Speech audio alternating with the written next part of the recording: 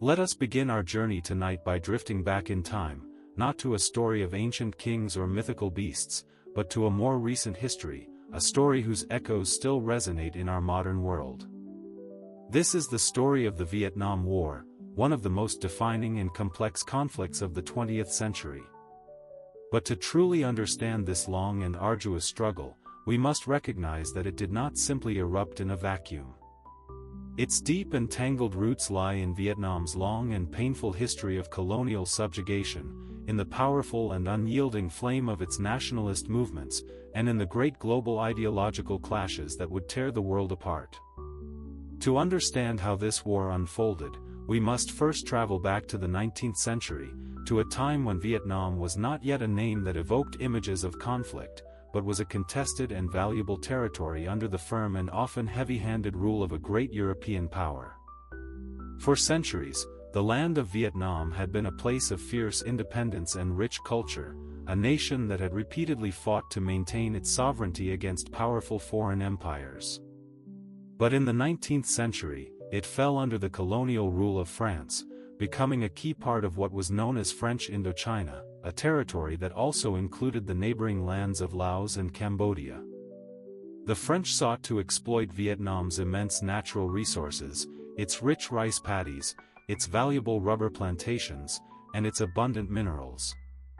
At the same time, they imposed their own cultural and political dominance on the local population, a dominance that led to deep and widespread resentment among the Vietnamese people, who came to view the French not as benevolent administrators, but as exploitative oppressors.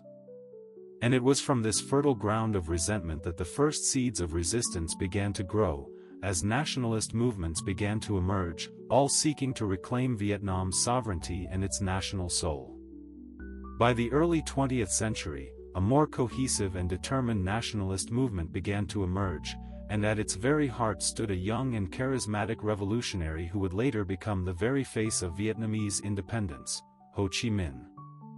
Ho Chi Minh was a man who had traveled the world, and he had come to embrace the powerful ideology of communism, inspired by the Bolshevik Revolution that had taken place in Russia. He believed that the principles of Marxism-Leninism provided the perfect framework for overthrowing the colonial rule of the French and for establishing a new, more equitable society for his people. The outbreak of the Second World War created a golden and unexpected opportunity for these Vietnamese nationalists to advance their cause. During the war, the Empire of Japan occupied Vietnam, effectively displacing the French colonial authority. While the Japanese presence was itself often brutal and exploitative, it fundamentally disrupted the established colonial order and gave rise to new and powerful resistance movements. It was during this time that Ho Chi Minh formed the Viet Minh, a communist-led nationalist organization that sought to drive out both the Japanese and the French from their homeland. By the year 1945, the Viet Minh had gained significant and widespread support from the rural population of Vietnam, who were drawn to their powerful promises of land reform and national independence. In the chaotic aftermath of World War II, with the sudden defeat of Japan, a great power vacuum was left in Vietnam. The Viet Minh seized this fleeting and historic moment. On September 2, 1945, Ho Chi Minh stood before a great crowd in Hanoi and delivered a speech that famously echoed the American Declaration of Independence, declaring Vietnam's own freedom and its sovereignty.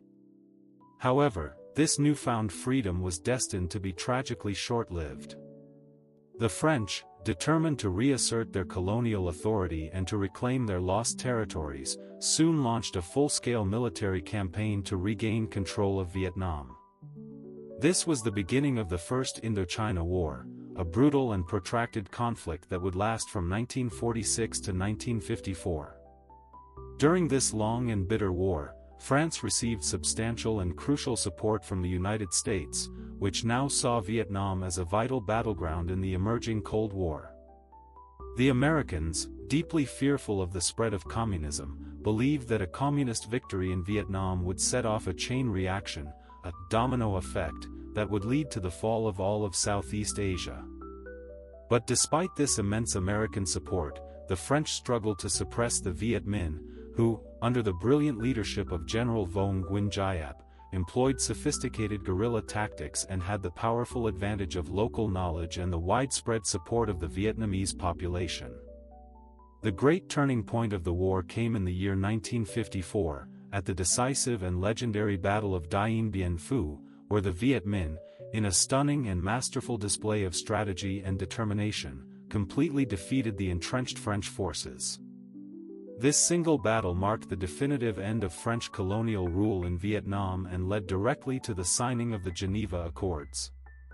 It was these accords that would set the stage for the next, even larger, and even more tragic chapter in Vietnam's long struggle for its identity and its independence. The embers of colonialism had been extinguished, but a new and even more powerful fire was about to be lit. The Vietnam War, as it would come to be known, is often seen as a conflict that was rooted in the great ideological struggle of the Cold War. And indeed, the deep and transformative involvement of the United States in Vietnam was almost entirely driven by its global strategy to contain the spread of communism. At the very heart of this strategy was a powerful and influential idea, a theory that would come to dominate American foreign policy and would lead to its significant and ultimately tragic involvement in Southeast Asia. This was the Domino Theory. Understanding this theory is absolutely essential to understanding how America's journey into Vietnam unfolded, step by fateful step. What was the Domino Theory? It was first clearly articulated by the American president, Dwight D. Eisenhower, in the early 1950s, at the absolute height of the Cold War. The theory posited that if one nation in a particular region were to fall to communism, then all the neighboring countries would soon follow, one after the other, like a row of falling dominoes. And Southeast Asia, with its strategic location and its valuable resources, was viewed by American policymakers as being particularly vulnerable to this cascading effect. Vietnam, which had been artificially divided into a communist North and a non-communist South after the Geneva Accords of 1954, now became the primary battleground for this great ideological struggle. It was here, the Americans believed, that the first domino must not be allowed to fall. The United States had initially supported the French during their long and bloody war against the communist-led Viet Minh, providing them with immense financial aid and military supplies. But after France's humiliating defeat at the Battle of Dien Bien Phu and its subsequent withdrawal from Vietnam, the Americans were left to fill the power vacuum. American policymakers, from presidents to generals, believed that failing to act decisively in Vietnam would embolden communist movements everywhere else in the world, undermining American credibility and threatening its allies in Asia and beyond. And so, with the division of Vietnam at the 17th parallel, the United States embarked on a great nation-building project. They sought to build a strong, stable, and staunchly anti-communist state in South Vietnam, one that could serve as a powerful bulwark against the Communist North, which was led by Ho Chi Minh. This led to the American support, and essentially the appointment, of Ngo Dinh Diem, a fiercely anti-communist Catholic, as the new leader of South Vietnam. Diem's new regime was heavily and almost completely supported by the United States, which provided it with vast amounts of financial aid, with military advisors, and with crucial diplomatic backing. Between the years 1954 and 1960, the United States poured over $1 billion into South Vietnam, funding its new military and its infrastructure in an effort to bolster its resistance against the communist forces in the north. However, Diem, the man who Washington saw as a reliable and necessary ally, proved to be a deeply controversial and divisive figure at home. While he was seen by the Americans as a strong bulwark against communism, his policies began to alienate large segments of the South Vietnamese population. His government was characterized by authoritarianism, by nepotism, and by widespread corruption. He brutally repressed all political dissent, he targeted the Buddhist religious leaders who made up the majority of the country's population, and he heavily favored the Catholic minority, which exacerbated the deep and growing tensions in the predominantly Buddhist country. These oppressive actions only served to fuel the growing discontent and to increase popular support for the National Liberation Front, or the Viet Cong, the communist insurgency that sought to overthrow Diem's regime and to reunify Vietnam under Ho Chi Minh's leadership. As the opposition to Diem's government grew more powerful, the United States faced an increasingly difficult decision. President John F. Kennedy, who took office in 1961, inherited this escalating crisis in Vietnam. Kennedy, too, subscribed to the Domino Theory, and he believed that Vietnam was a critical front in the global fight against communism. To prevent the collapse of South Vietnam, Kennedy significantly increased America's involvement, deploying over 16,000 military advisors to the country by the end of 1963. These advisors were tasked with training the South Vietnamese forces, with supporting their counterinsurgency efforts, and, increasingly, with participating in joint operations against the Viet Cong. But despite these efforts, the situation in South Vietnam continued to deteriorate. Diem's oppressive policies and his complete inability to address the widespread poverty and the deep social inequality had completely undermined his government's legitimacy. By 1963, mass protests against his regime, including the iconic and horrifying self-immolation of the Buddhist monk Thich Quang Duc, had captured international attention and highlighted the deep and bitter divisions within South Vietnamese society. The United States, now increasingly frustrated with Diem's leadership, tacitly supported a military coup that led to his assassination in November of 1963. The overthrow of Diem, however, did not bring stability. Instead, it plunged South Vietnam into a period of deep political chaos. A series of unstable military governments followed, each one struggling to combat the growing Viet Cong insurgency. This instability made it increasingly difficult for the United States to withdraw, as American policymakers now feared that South Vietnam would completely collapse without their continued and massive support. And all the while, the North Vietnamese government was actively supporting the Viet Cong, using the famous Ho Chi Minh Trail, a network of jungle paths that ran through Laos and Cambodia, to transport troops, weapons, and vital supplies into South Vietnam. The Domino Theory, an idea born in the halls of power in Washington, had now become a self-fulfilling prophecy, a shadow that was pulling America deeper and deeper into a conflict from which there seemed to be no easy escape. The stunning and decisive victory of the Viet Minh over the French at the Battle of Dien Bien Phu sent shockwaves throughout the entire world. It marked the definitive end of French colonial rule in Indochina and led directly to the signing of the Geneva Accords in the year 1954. In the beautiful, neutral city of Geneva, Switzerland, the great powers of the world, including the United States, the Soviet Union, China, France, and Great Britain, all gathered to negotiate the terms of the peace and to determine the future of Vietnam. The accords officially recognized the independence of Laos and Cambodia, but for Vietnam, they created a solution that was fraught with peril. The agreement called for a temporary division of Vietnam at the 17th parallel. This line on a map would create two separate states: in the north, the Democratic Republic of Vietnam, which was led by Ho Chi Minh and was backed by the Soviet Union and China, and in the south, the state of Vietnam, which would soon be supported by the United States and the other Western allies. Why was the nation divided? This division was intended to be a temporary measure, a way to separate the warring forces of the French and the Viet Minh and to allow for a peaceful transition of power. The Geneva Accords explicitly called for national elections to be held in the year 1956, elections that would reunify the country under a single, democratically elected government. But these elections, the great promise of Geneva, would never take place. Why?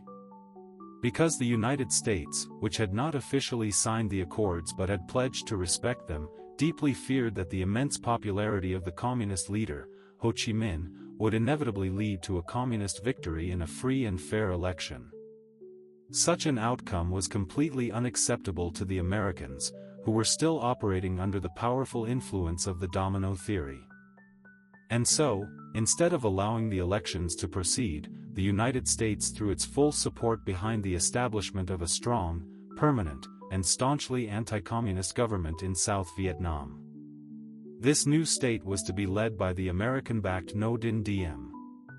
The temporary dividing line of the 17th parallel now hardened into a real, heavily guarded international border, a stark physical manifestation of the great ideological divide of the Cold War. A great tragedy was now set in motion. The division of Vietnam, which was meant to be a temporary solution, had created a permanent and deeply unnatural separation, splitting families, communities, and a nation that had for so long been unified. The stage was now set for a broader and more devastating conflict. In the north, Ho Chi Minh and the Communist Party worked to solidify their control. They implemented sweeping land reforms, built up their military, and began the long and difficult task of creating a socialist state. In the south, Diem's new regime, with the full backing of the United States, attempted to build its own nation. But Diem's rule quickly became deeply unpopular. He was a Catholic ruling a predominantly Buddhist country, and his government was plagued by authoritarian practices, by widespread corruption, and by the brutal repression of all political dissent.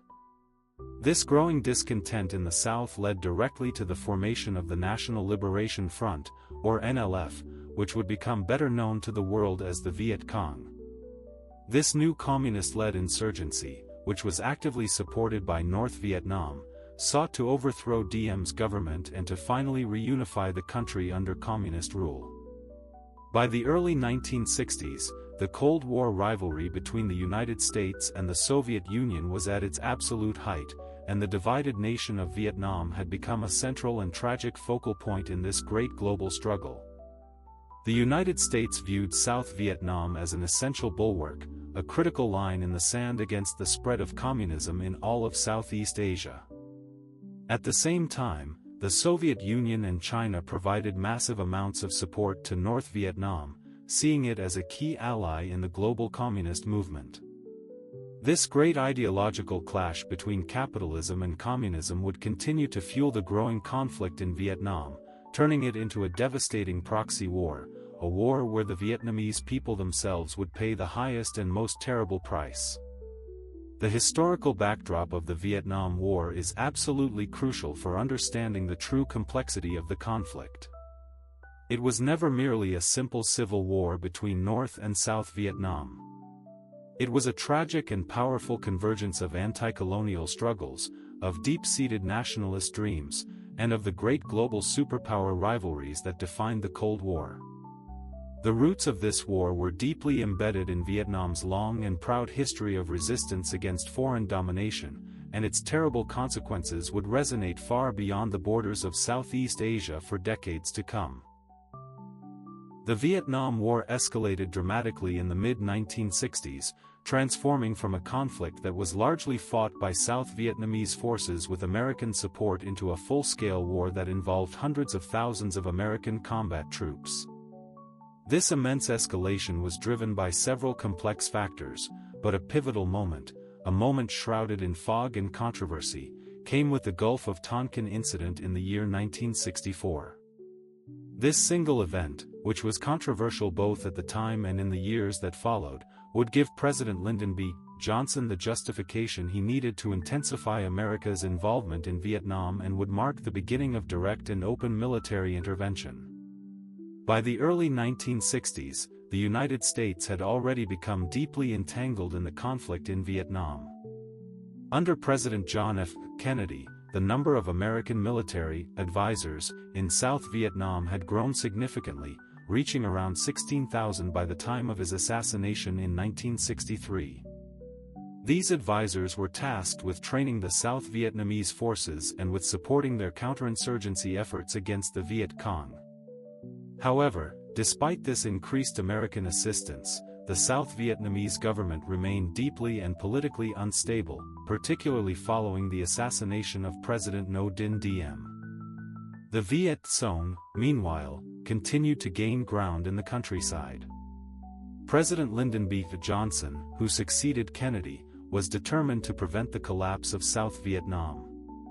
Like many of his predecessors, he subscribed to the powerful Domino Theory, which held that the fall of Vietnam to communism would trigger the spread of communist regimes throughout all of Southeast Asia. To Johnson, losing Vietnam was not just a regional issue, it was a direct threat to American credibility and to the delicate balance of power during the Cold War.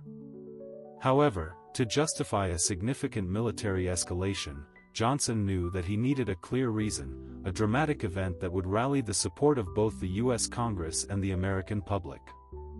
And that opportunity, that justification, came in August of 1964, with the controversial series of events that occurred in the Gulf of Tonkin, off the coast of North Vietnam. On August 2, 1964, the USS Maddox, a U.S. Navy destroyer that was conducting intelligence-gathering operations in the Gulf of Tonkin, reported that it had been attacked by 3 North Vietnamese patrol boats. The Maddox fired warning shots, and in the ensuing skirmish, U.S. aircraft were called in, resulting in the sinking of 1 North Vietnamese boat and damage to the others. The Maddox itself emerged from the encounter relatively unscathed. Then, 2 days later, on August 4, a second, far more ambiguous attack was reported. The Maddox, along with another destroyer, the USS Turner Joy, claimed to have come under attack from North Vietnamese forces during a nighttime patrol. However, the details of this second incident were incredibly murky. Radar and sonar readings suggested the presence of enemy vessels, but no visual confirmation of an attack was ever made. Later investigations have revealed that these radar signals were likely false readings caused by severe weather conditions and the overzealous interpretation of the crew. Despite this ambiguity, the Johnson administration seized on the Gulf of Tonkin incident to push for greater military involvement. Johnson addressed the nation, presenting the attacks as unprovoked aggression by North Vietnam and as a direct challenge to American resolve. In response, the U.S. Congress passed the Gulf of Tonkin Resolution on August 7, 1964. This powerful resolution granted President Johnson broad authority to use military force in Vietnam without a formal declaration of war. The resolution marked a major turning point in America's involvement in Vietnam. With this broad new mandate, Johnson began to escalate military operations significantly. In early 1965, the U.S. launched Operation Rolling Thunder, a sustained and massive bombing campaign that targeted North Vietnamese infrastructure, its supply lines, and its military installations. The goal was to weaken North Vietnam's ability to support the Viet Cong insurgency in the south and to pressure its leaders into negotiations. At the same time, Johnson authorized the deployment of the first U.S. combat troops to Vietnam. In March of 1965, 3,500 U.S. Marines landed at Da Nang, officially marking the beginning of direct American ground involvement in the war. Over the next several years, the number of U.S. troops in Vietnam would skyrocket, reaching over 500,000 by 1968. But the war proved to be far more complex and challenging than the American leaders had anticipated. North Vietnam was deeply committed to its goal of reunifying the country, and the North Vietnamese Army and the Viet Cong were highly adaptable, employing sophisticated guerrilla tactics that consistently frustrated the American forces. The escalation of the war, once seen as a necessary step to prevent a communist victory, had now plunged the United States into a costly and divisive conflict, a conflict from which there would be no easy exit. The Vietnam War is often remembered for the unconventional and incredibly grueling nature of its combat. Central to this was the masterful use of guerrilla warfare, as employed by the Viet Cong, the National Liberation Front, and the North Vietnamese Army. These tactics would not only frustrate the far superior military power of the United States, but they would also prolong the war, turning it into one of the most difficult and costly conflicts in American history. The Viet Cong's incredible ability to adapt, to strike unexpectedly, and to seemingly melt away into the civilian population or the dense jungle challenged every aspect of conventional warfare, and it highlighted the profound limitations of American military might in this unique and unforgiving environment. The Viet Cong were a South Vietnamese communist guerrilla force, actively supported by North Vietnam. Their origins can be traced all the way back to the First Indochina War against the French, where the communist-led Viet Minh had first developed and perfected these guerrilla tactics to compensate for their own lack of heavy weaponry and resources. After the division of Vietnam in 1954, the Viet Cong emerged as the key component of the communist strategy to reunify their country under Ho Chi Minh's leadership. What is guerrilla warfare? By its very nature, it relies on mobility, on surprise, and on the clever exploitation of the enemy's weaknesses. For the Viet Cong, this strategy was absolutely essential, given the vast technological and material advantages of the U.S. military. The Viet Cong used small, decentralized units to carry out lightning-fast ambushes, to sabotage enemy infrastructure, and to conduct devastating hit-and-run attacks. These operations were designed to inflict a steady stream of casualties on the American and South Vietnamese forces, while always avoiding the kind of large-scale, conventional battles where the Viet Cong would be at a significant disadvantage. One of the most significant and psychologically draining challenges for the American forces was the Viet Cong's incredible ability to blend into the civilian population. Can you imagine fighting an enemy you cannot see? The guerrillas did not wear uniforms, making it nearly impossible for the American soldiers to distinguish them from the ordinary villagers who worked in the rice paddies or lived in the small hamlets. This created a constant and gnawing state of uncertainty, of fear and suspicion, for the American soldiers, who were often unsure whether the local population was friendly, neutral, or actively aiding the enemy. The Viet Cong's presence in the rural areas of South Vietnam was deeply rooted in their relationships with these local communities. Many villagers supported their cause, either out of a shared nationalist ideology or out of a deep-seated fear of reprisal. And how were these guerrilla forces supplied, deep in the heart of enemy territory? The lifeline of their entire war effort was the Ho Chi Minh Trail. This was a critical and incredibly sophisticated element of the Viet Cong's guerrilla operations. It was a vast and intricate network of jungle paths, hidden roads, and underground tunnels that stretched all the way from North Vietnam, snaking its way through the neighboring countries of Laos and Cambodia, and finally into South Vietnam. This trail allowed the North to supply the Viet Cong with a constant stream of weapons, ammunition, food, and fresh reinforcements. The trail was heavily and relentlessly bombed by U.S. forces throughout the entire war, but the North Vietnamese, with an almost superhuman determination and ingenuity, continually repaired and expanded it, often using human labor and teams of bicycles to bypass the destroyed sections. The trail's incredible effectiveness highlighted the profound resilience of the Viet Cong and their North Vietnamese allies. The Viet Cong's ingenuity also extended to their use of vast underground tunnel systems, which provided them with a significant tactical advantage. The most famous of these were the Siu Chi tunnels, a massive network that spanned hundreds of miles near the city of Saigon. These tunnels were far more than just hiding places, they were complex, multi-level underground cities. They contained living quarters, command centers, hospitals, and weapons caches. These tunnels allowed the Viet Cong to launch surprise attacks and then to seemingly vanish into thin air before the American forces could respond. The tunnels themselves were often booby-trapped and filled with false passages, making them extremely dangerous for the American tunnel rats, who were tasked with clearing them. Booby traps were another hallmark of the Viet Cong's tactics. These ranged from simple but effective punji sticks, sharpened bamboo stakes that were placed in concealed pits, to more complex and devastating explosive devices. These traps were often designed not just to kill, but to maim, as an injured soldier required far greater resources to evacuate and to treat, placing an additional strain on the American forces.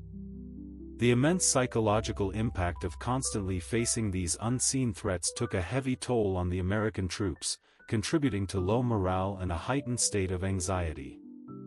The U.S. military's response to this guerrilla warfare included large-scale operations, such as the famous Search and Destroy missions, which were aimed at rooting out Viet Cong strongholds. These missions often involved sweeping through villages that were suspected of harboring guerrillas, destroying homes and burning crops. But while these tactics sometimes did disrupt Viet Cong operations, they also often alienated the local population, driving more and more civilians to support the guerrilla cause. The tragic My Lai massacre in 1968, in which U.S. troops killed hundreds of unarmed Vietnamese civilians, became a powerful and infamous symbol of the moral and strategic failures of these tactics. The guerrillas understood that they did not need to defeat the U.S. military outright, they only needed to outlast it. By prolonging the conflict and by inflicting a steady stream of casualties, the Viet Cong aimed to erode the American public's support for the war, a strategy that would ultimately prove to be devastatingly effective. The Vietnam War, as we have seen, was defined by a series of key battles and campaigns, each one illustrating the incredible complexity and the brutal nature of the conflict. Among these, the Tet Offensive of 1968 stands out as a truly pivotal moment, a great turning point that would profoundly reshape the perceptions of the war and would mark a dramatic shift in both military strategy and public opinion. To understand the immense significance of the Tet Offensive, we must first look at the broader context of the war at that time. By the beginning of 1968, the war had reached a critical juncture. The United States had deployed over 500,000 troops to Vietnam, and American leaders, including President Lyndon B. Johnson and his top general, William Westmoreland, had been assuring the American public for months that victory was just around the corner, that there was light at the end of the tunnel. However, the Tet Offensive, which was launched on January 30, 1968, would shatter these optimistic claims and expose the harsh and unforgiving realities of the war. The offensive was a massive and brilliantly coordinated attack by the Viet Cong and the North Vietnamese Army, launched on more than 100 cities and towns all across South Vietnam. And what made it so shocking? It was timed to coincide with the Vietnamese Lunar New Year, or Tet, a sacred and traditional holiday during which both sides had previously agreed to a truce. This surprise attack, launched under the cover of the holiday celebrations, caught both the American and the South Vietnamese forces completely off guard. The offensive included daring strikes on key urban centers, such as the ancient capital of Hue, the coastal city of Da Nang, and even the heart of the South Vietnamese government, the capital city of Saigon. One of the most dramatic and symbolic moments of the entire offensive occurred when a small Viet Cong commando unit managed to breach the walls of the U.S. Embassy compound in Saigon, a shocking event that, though the attackers were quickly repelled, sent waves of disbelief and anxiety throughout America. One of the most intense and symbolic battles of the Tet Offensive took place in the beautiful and historic city of Hue. For nearly a month, U.S. Marines and South Vietnamese forces were engaged in fierce and brutal urban combat against the entrenched North Vietnamese and Viet Cong fighters who had seized the city. The battle left much of the ancient capital in ruins and resulted in significant civilian casualties, including the tragic Hue massacre, in which the communist forces executed thousands of suspected collaborators. While the American and South Vietnamese forces ultimately managed to recapture the city, the high cost in lives and the sheer destruction highlighted the brutal nature of the conflict and the determination of the enemy. So who won the Tet Offensive? From a purely military standpoint, the offensive was a catastrophic failure for the Viet Cong and the North Vietnamese. They failed to hold any of the major cities they had attacked, and they suffered immense and devastating casualties. The offensive effectively destroyed the Viet Cong's ability to operate as a cohesive fighting force for the rest of the war, forcing North Vietnam to assume a much greater role in the conflict. But if it was such a military disaster for them, why is it considered the great turning point of the war? The answer lies not on the battlefields of Vietnam, but in the living rooms of America. The Tet Offensive achieved its true strategic objectives by completely undermining the American public's confidence in the war effort. The stark and undeniable contrast between the Johnson administration's optimistic rhetoric and the brutal reality of the offensive, which was now being broadcast into American homes every night on the evening news, created what became known as the credibility gap. Televised images of the Tet Offensive, including the shocking images of the fighting at the U.S. Embassy, stunned viewers all across the world. For many Americans, the offensive symbolized the futility of the war and the immense human suffering it was causing.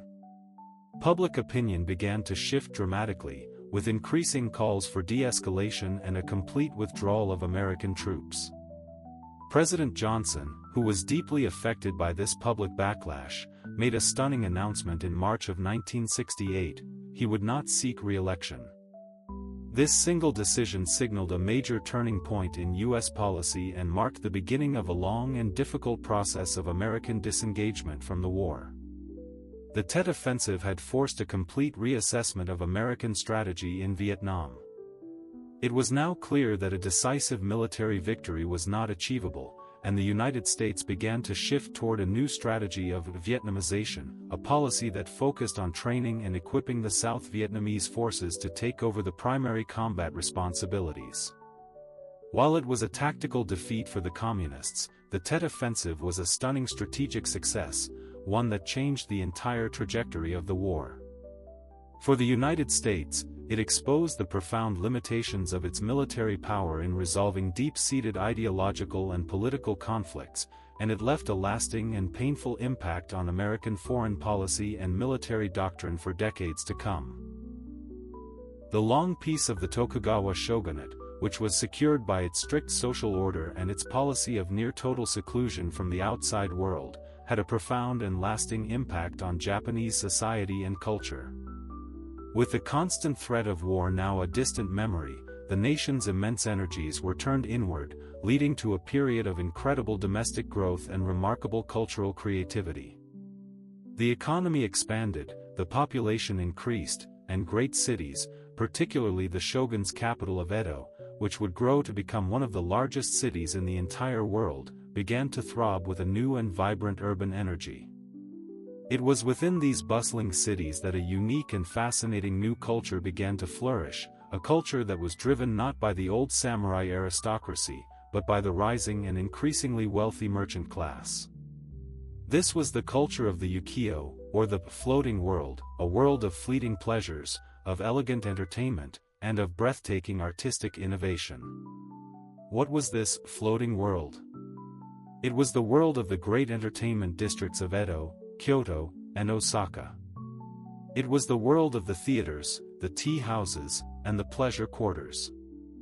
Here, a new kind of urban society was taking shape, one that stood in stark contrast to the rigid and stoic ideals of the samurai. The merchants, the kanin, who were officially at the very bottom of the Tokugawa social hierarchy, were, in reality, accumulating great wealth through their commercial activities.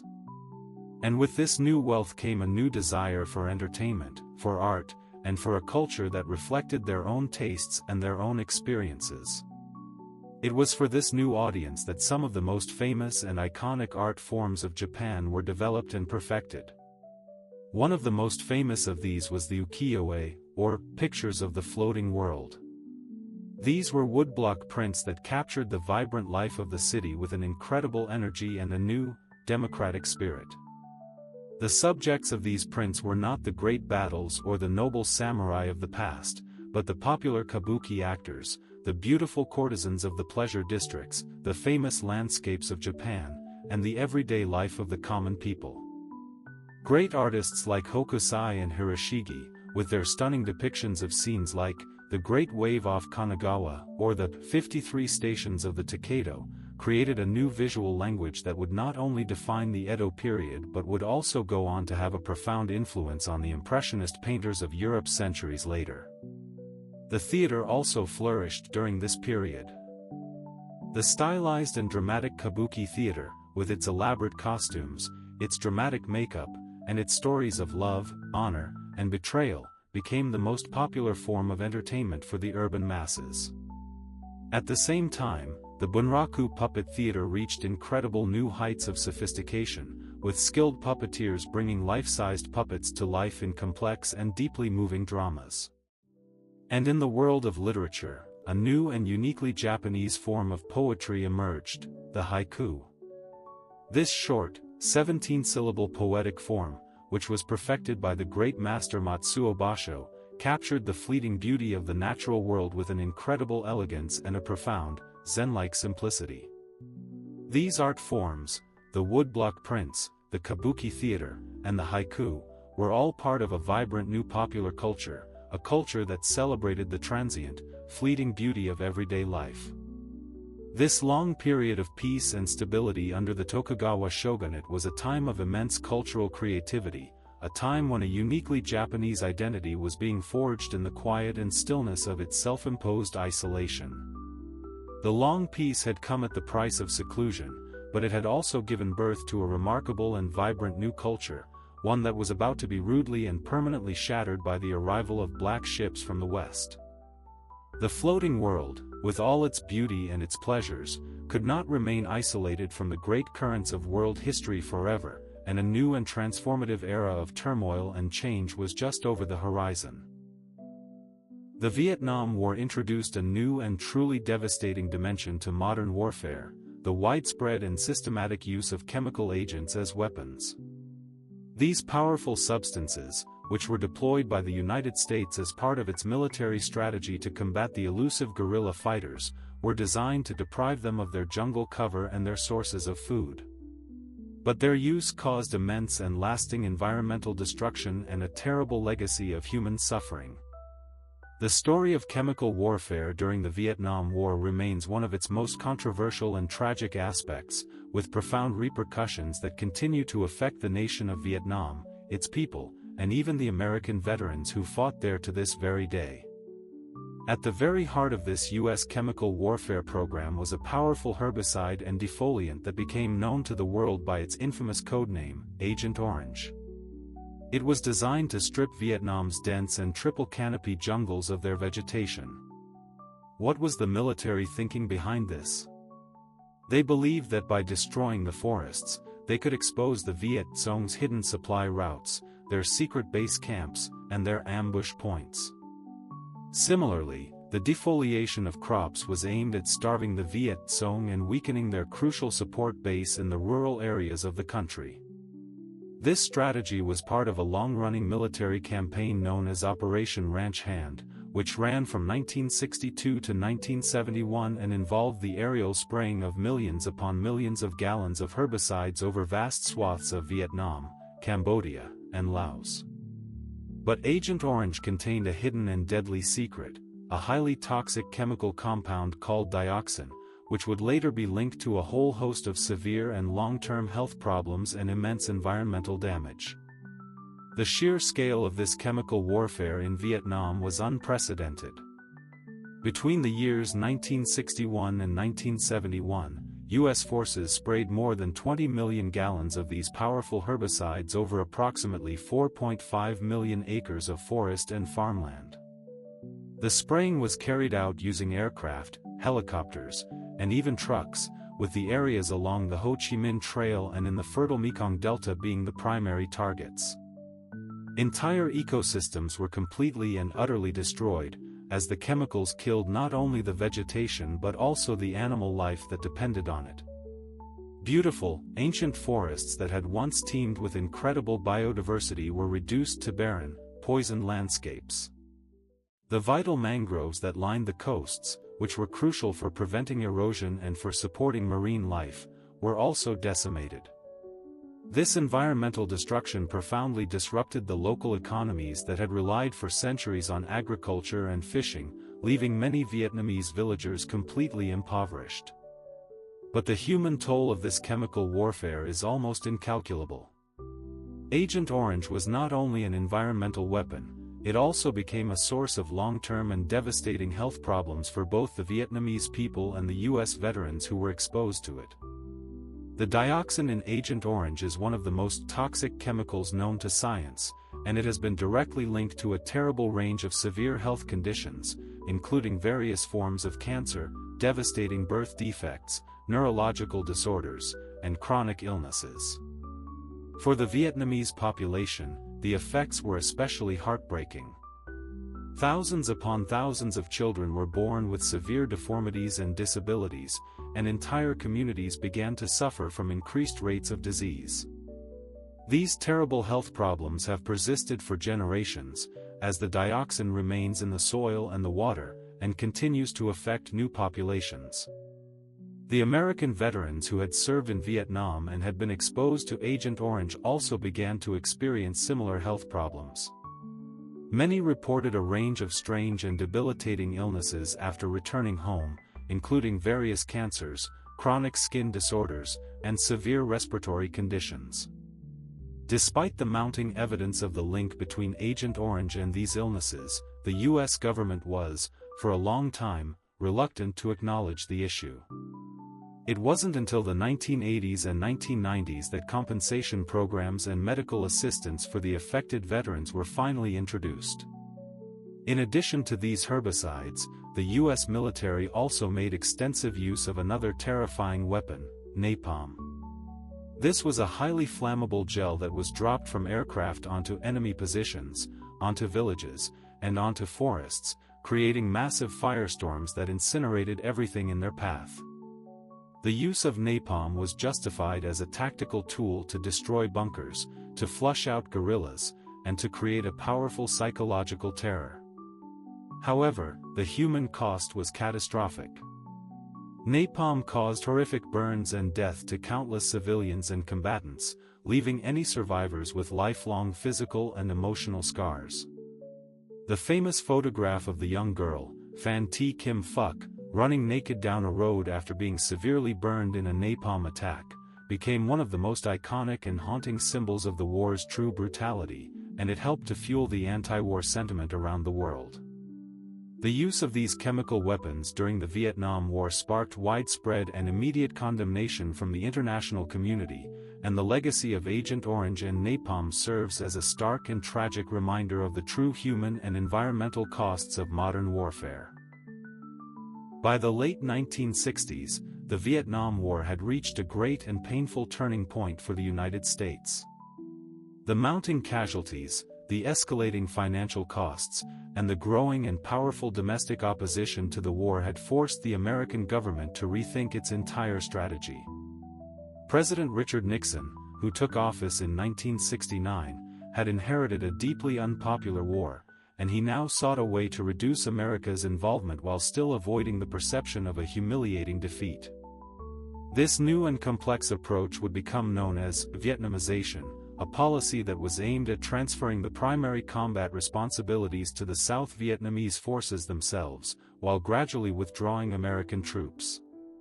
While this policy would mark the beginning of America's long disengagement from the conflict, it also tragically exposed the deep weaknesses of the South Vietnamese state and ultimately failed to achieve its intended goal of a lasting and honorable peace.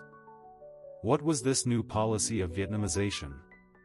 At its core, it was a strategy designed to reduce the direct involvement of U.S. forces in the Vietnam War by strengthening the Army of the Republic of Vietnam, or the ARVN, the official military of South Vietnam. The policy had two primary components. The first was the gradual withdrawal of American combat troops. The United States began to slowly but surely scale back its massive troop presence, with the first major withdrawal of 25,000 soldiers being announced in the middle of 1969. By the end of Nixon's first term in 1973, most of the American combat forces had finally left Vietnam, leaving behind only a small contingent of advisors and logistical support personnel. The second, and equally important, component of this strategy was the massive effort to strengthen the South Vietnamese forces themselves. Vietnamization involved training, equipping, and modernizing the ARVN to enable it to take over the primary combat operations. The United States poured billions of dollars in aid into South Vietnam, providing them with the most advanced weaponry, including tanks, helicopters, and modern artillery, along with extensive training programs. The goal was to create a strong and self-reliant South Vietnamese military, one that was capable of defending its own country against the North Vietnamese and the Viet Cong. The Nixon administration publicly framed Vietnamization as a way to empower South Vietnam while still honoring America's long-standing commitments to its allies. However, the policy was also a direct response to the immense domestic pressure that was building at home, as the anti-war protests had reached unprecedented levels during his presidency. But this great plan had a fundamental and ultimately fatal flaw. The South Vietnamese government, which was led by President Nguyen Van Thieu, was plagued by widespread corruption, by nepotism, and by deep inefficiency. These immense problems had completely undermined the public's trust in the government and had severely weakened its ability to rally any kind of true national support against the communists. And the ARVN itself, despite receiving billions of dollars in American aid and equipment, often struggled to match the incredible determination and the iron discipline of the North Vietnamese army. Many ARVN soldiers lacked motivation, viewing the war not as a great national struggle for their own country's survival, but as an American conflict. Desertion rates were incredibly high, and the ARVN units often relied heavily on American air support and logistics during their combat operations. And here we find one of the great contradictions of this era. Even as President Nixon was announcing the withdrawal of American troops from Vietnam, he was also authorizing the secret and controversial expansion of the war into the neighboring countries of Cambodia and Laos. Why? The goal was to disrupt the vital Ho Chi Minh Trail, the great network that the North Vietnamese were using to supply their forces in the south. In 1970, U.S. and South Vietnamese forces launched a major incursion into Cambodia, targeting the North Vietnamese bases and supply lines there. This operation was aimed at buying precious time for the policy of Vietnamization to succeed. However, the Cambodian incursion sparked widespread and furious protests back in the United States, including the infamous and tragic Kent State shootings, where National Guard troops killed 4 unarmed students during an anti-war demonstration. This secret escalation of the war into neighboring countries highlighted the deep and troubling contradictions of the Vietnamization policy. After years of difficult and often frustrating negotiations, a breakthrough finally came in the year 1973 with the signing of the Paris Peace Accords. This great international agreement, which was brokered by Nixon and his national security advisor, Henry Kissinger, involved several key provisions. It called for a ceasefire between North and South Vietnam, the complete withdrawal of all remaining U.S. troops, the release of all American prisoners of war, and a commitment to peaceful reunification talks between the North and the South. For the United States, the accords allowed it to finally declare an end to its direct involvement in the war and to achieve what President Nixon had famously called peace with honor. But the peace that was signed in Paris was, in reality, little more than an illusion. The ceasefire was tenuous at best, and the fighting between the North and the South Vietnamese forces continued almost immediately after the last American troops had departed.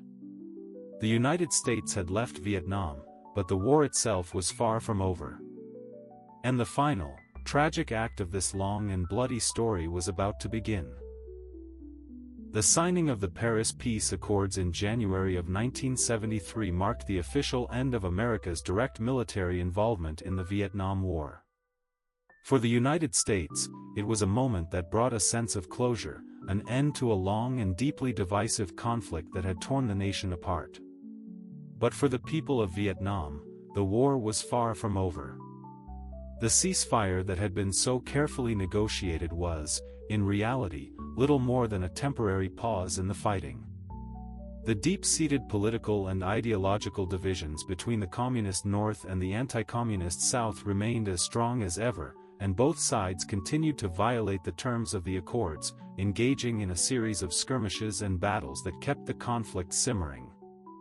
In the 2 years that followed the American withdrawal, the balance of power in Vietnam began to shift dramatically and decisively in favor of the North. The South Vietnamese government, which was led by President Nguyen Van Thieu, found itself in an increasingly precarious position. Its military, the ARVN, while well-equipped with American weapons, was plagued by deep-seated problems of corruption, of poor leadership, and of low morale. And without the direct and massive air support of the United States, which had so often turned the tide of battle in the past, the ARVN struggled to effectively counter the disciplined and highly motivated forces of the North Vietnamese Army. At the same time, the United States, now grappling with its own domestic issues, particularly the Watergate scandal that would lead to President Nixon's resignation, began to significantly reduce its financial aid to South Vietnam. This reduction in aid further crippled the South Vietnamese economy and its military, leaving it increasingly vulnerable to a full-scale attack from the north. By early 1975, the North Vietnamese leadership, sensing that the time was finally right, decided to launch their final, great offensive to reunify the country by force. This campaign, which was initially planned as a 2-year operation, would achieve its objectives with a speed that stunned the entire world. The offensive began in March of 1975, with a major attack on the central highlands of South Vietnam. The North Vietnamese forces, in a series of brilliantly executed maneuvers, quickly overwhelmed the ARVN defenders. The South Vietnamese resistance, which had been expected to be much stronger, began to crumble with an alarming speed. City after city fell to the advancing North Vietnamese army, often with little to no resistance.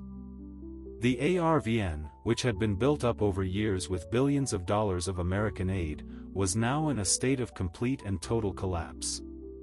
A great wave of panic began to sweep across South Vietnam, as hundreds of thousands of terrified civilians and retreating soldiers fled southward, creating a massive and chaotic refugee crisis. By late April of 1975, the North Vietnamese army had reached the outskirts of the South Vietnamese capital, Saigon. The city was now in a state of complete and utter panic. The end was near. In a last-ditch effort to save the city and to evacuate the remaining Americans and their South Vietnamese allies, the United States launched one of the most dramatic and desperate evacuation missions in all of military history, Operation Frequent Wind. Can you imagine the scene? Over the course of 2 frantic days, a massive fleet of American helicopters descended upon Saigon, landing on rooftops, including the roof of the U.S. Embassy, to airlift thousands of American personnel and desperate South Vietnamese refugees to the safety of U.S. Navy ships that were waiting offshore. The images from this evacuation, particularly the iconic photograph of a long line of people desperately trying to board a helicopter on the roof of a CIA safe house, became a powerful and enduring symbol of America's final, chaotic, and humiliating departure from Vietnam. And then, on the morning of April 30, 1975, the final moment came. North Vietnamese tanks, flying the flag of the Viet Cong, crashed through the gates of the presidential palace in Saigon. The last president of South Vietnam, Duong Van Minh, who had been in office for only 3 days, unconditionally surrendered. The long and brutal Vietnam War was finally over. The city of Saigon was quickly renamed Ho Chi Minh City, in honor of the great revolutionary leader who had dedicated his entire life to the cause of Vietnamese independence, though he himself had died several years earlier and did not live to see this final victory. The fall of Saigon marked the definitive end of the war and the beginning of a new, unified, and communist Vietnam. For the Vietnamese people, it was the end of a 30-year struggle for independence and reunification, a struggle that had cost the lives of millions. For the United States, it was a moment of profound and bitter defeat, a moment that would leave a deep and lasting scar on the American psyche and would forever change the way the nation viewed its role in the world. The long shadow of the dominoes had finally fallen. The Vietnam War, which officially ended with the fall of Saigon on April 30, 1975, left an enduring and deeply complex legacy that would shape the destinies of Vietnam, the United States, and the global community in profound and lasting ways. The aftermath of the war was marked by immense political, social, and economic transformations that continue to resonate to this very day.